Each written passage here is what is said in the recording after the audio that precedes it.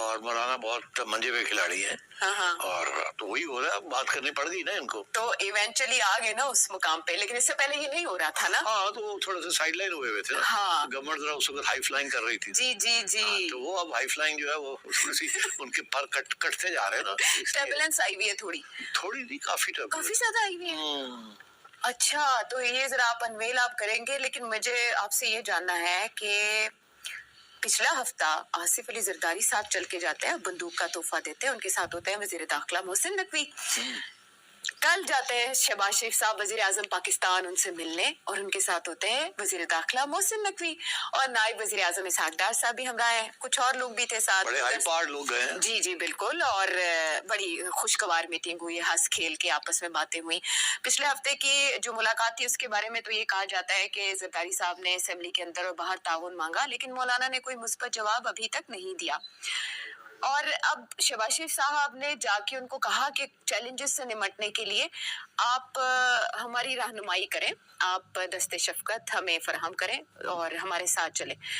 मुझे आपसे ये जानना था कि मौलाना को इससे पहले पाकिस्तान तहरीक इंसाफ मिल रही थी और उनके साथ मिलकर प्लानिंग कर रही थी, यकदम ऐसे क्या चैलेंजेस आ गए कि शहबाज शरीफ साहब जो हैं वो चाह रहे हैं कि मौलाना उनकी रहनुमाई करें? ये बहुत अहम सवाल है, क्योंकि कुछ अरसे से मौलाना अपनी नाराजगी का इजहार कर रहे थे जी।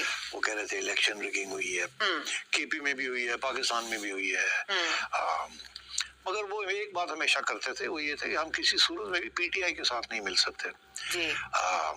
और उसकी वजह भी बड़ी समझ आती है ना कि they are opposite sides. KP के अंदर मौलाना का सबसे बड़ा कंस्टिट्यूएंसी केपी है, और केपी के अंदर खान साहब स्वीप करके वहाँ अगर इनके साथ मिलना है तो वहाँ तो खान साहब को ही फायदा होगा ना, मौलाना को तो कोई फायदा नहीं होगा।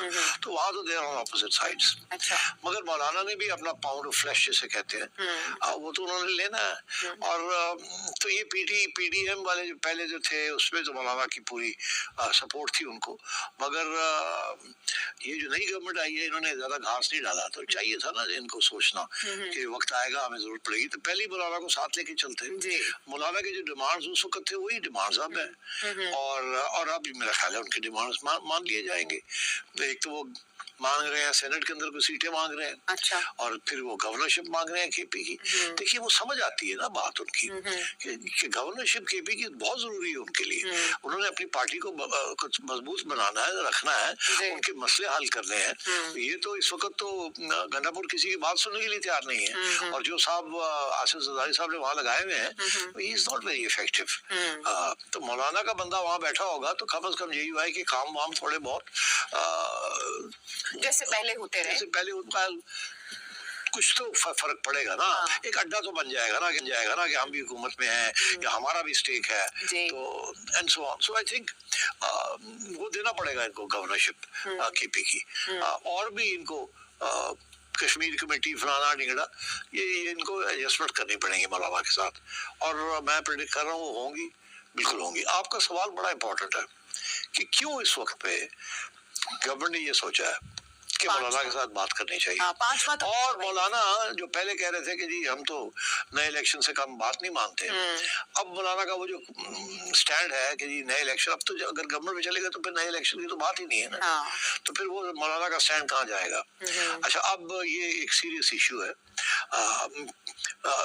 इसके साथ और भी बहुत से इश्यूज लिंक्ड हैं, तो मेरा ख्याल है कि फिर उनकी बात कर ही ली जाए, क्योंकि सवाल वही जा रहा है कि ये क्यों इस वक्त गवर्नमेंट भागी आई है और मौलाना तैयार हो गए जी। कुछ लोग कह रहे हैं कि शायद ये जलसा पीटीआई करने जा रही है, 2 माह में इमरान खान साहब कुछ कह रहे हैं कि हुकूमत जारी है। देखिए जलसे के साथ हुकूमत नहीं जाती ना। अच्छा। और पीटीआई के पास इतनी कुव्वत नहीं है कि वो बड़ा जलसा कर सके। ये मैं पहले से कह रहा हूँ, बड़ा जलसा वो नहीं कर सकते, लोग सहमे हुए हैं और कोई बाहर निकलने के लिए बड़े पैमाने पर नहीं तैयार। जिस तरीके से क्रैकडाउन हुआ है उसके बाद वो पैगाम चला गया ना, तो PTI is in trouble as far as demonstrations is concern. छोटे करेंगे, एनीथिंग बिग शो। और अगर कर भी लेते हैं 10-20 हजार बंदा इकट्ठा कर भी लेते हैं तो गवर्नमेंट जो है उसको डाइल्यूट कर देगी, रुकावटें क्रिएट कर देगी हर किस्म की। एंड गवर्नमेंट इस वक्त जो है सेम पेज जो बात हो रही है वो एवे नहीं हो रही। तो government without the other side is nothing. तो सारे के सारे ये जो इश्यूज होते हैं फिर the other side manages it, government नहीं मैनेज करती। क्योंकि इशू भी तो अदर साइड का ही बना हुआ है ना अप टू अ पॉइंट। तो इसलिए I think this is important to understand कि इस वक्त क्यों। देखिए अब we are going into an area which is very tricky.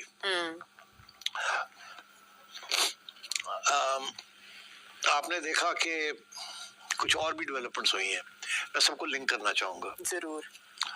एक डेवलपमेंट तो ये हुई है कि डॉक्टर जहां से जी जो कि डिप्टी चेयरमैन प्लानिंग कमीशन थे जी उन्हें फारग कर दिया गया।